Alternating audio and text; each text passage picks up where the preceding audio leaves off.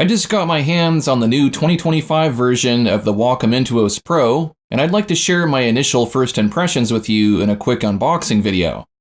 I'll of course be following up with a more in-depth review later. This is not a sponsored video, but Wacom did send me this tablet unconditionally for review purposes. As always, all opinions in this video are my own. The box is fairly low profile, but feels dense. It looks like it's made of recycled cardboard, and like other recent packaging, the graphics are printed with eco-friendly inks. There isn't any external plastic wrapper, and I'm willing to bet there isn't any plastic packaging inside either. As someone who is actively trying to limit how much plastic I send to the landfill, this makes me happy.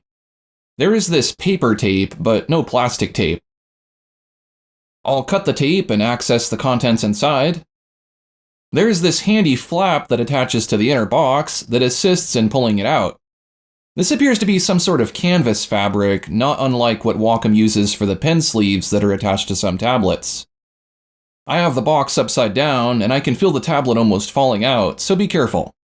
The tablet is in a fabric sleeve like most Wacom devices. It looks like there is more in the box, but we'll come back to that. Here's the tablet. Wow, they weren't kidding when they said this was a thin tablet. My smartphone is much thicker. The tablet is incredibly light, too. This would be barely noticeable in a backpack. Overall, the design aesthetic is really nice. I like the shiny logo on the matte surface. There are some express keys and dials on the front side that can be used for various functions such as resizing your brush, manipulating the canvas, and so on. These have a nice feel to them, and the dials sort of click as you turn them. Inside the box are quick instructions and more detailed ones.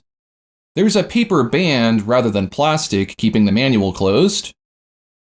I'll take everything out of here and just make sure there isn't another layer underneath. Nope, nothing else here. There's more paper and fabric packaging that I'll just remove. I'm not sure about the fabric, but the vast majority of this packaging is recyclable. It looks like we have a pen stand with felt and standard nibs inside, as well as a nib remover. The stand looks and feels nicer than the previous generation. It feels like it might be made of magnesium or something. There's a USB-A to USB-C cable for connecting and charging the tablet.